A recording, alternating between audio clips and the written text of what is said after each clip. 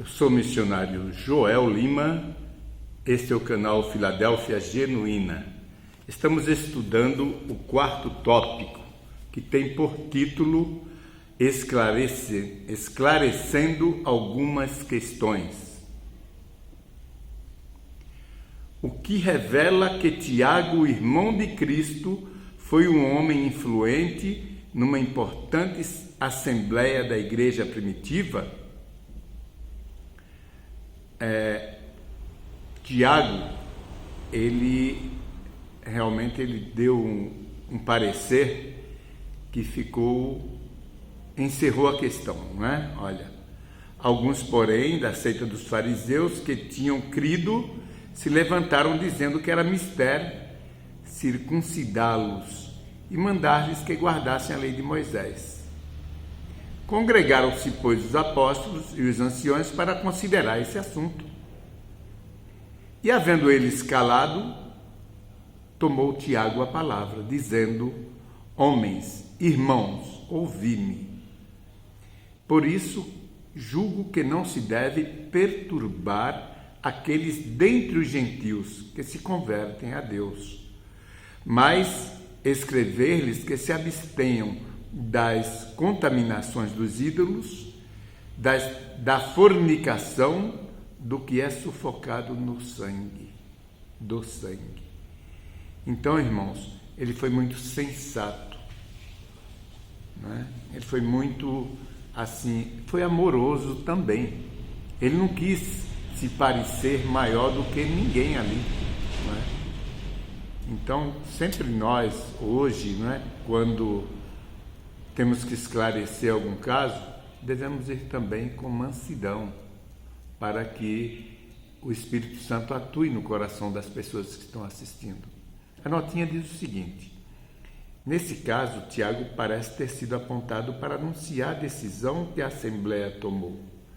A sentença do concílio foi que a lei cerimonial, especialmente a ordenança da circuncisão, não devia ser de forma alguma imposta aos gentios, nem sequer recomendada a eles.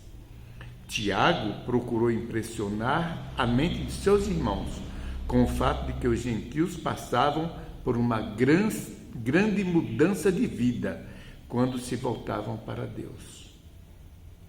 Isso quer dizer, a pessoa se põe no lugar deles, né? Por isso era preciso muita cautela para não perturbá-los com questões desconcertantes e duvidosas de menor importância, para que não se desanimassem de seguir a Jesus. Aplausos em termos, né? Foi ótimo a maneira como Tiago, irmão de Jesus, se dirigiu. Vamos à pergunta B. Que afirmação comum, mas errada, se dissipa quando vemos o papel de destaque que Tiago exerceu naquela importante assembleia? Mateus 16, 18 diz o seguinte: Pois também eu te digo que tu és Pedro, e sobre essa pedra edificarei a minha igreja, e as portas do inferno não prevalecerão contra ela. Isso quem falou foi Jesus, mas quem ouviu Jesus falar, quando Tiago se expressou, já pensou nesse verso. A notinha diz, só uma parte da notinha: Tiago presidiu o conselho e a sua decisão final foi: por isso julgo que não se deve perturbar aqueles dentre os gentios que se convertem a Deus. Isso, irmãos, encerrou o debate. Nesse caso, temos uma refutação da doutrina que a Igreja Católica Romana mantém, de que Pedro era a cabeça da igreja. Aqueles que, como papas, afirmam ser sucessores de Pedro, não têm base bíblica para suas pretensões. Nada na vida de Pedro apoia a afirmação de que seus irmãos de fé o elevaram acima deles, mesmo como um vice-regente do Altíssimo.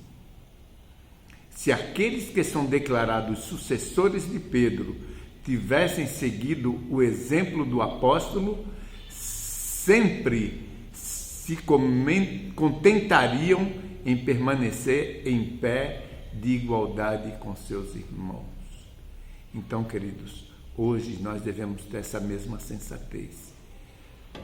Cada qual tem seu cargo, que cada um execute fielmente o cargo que tem.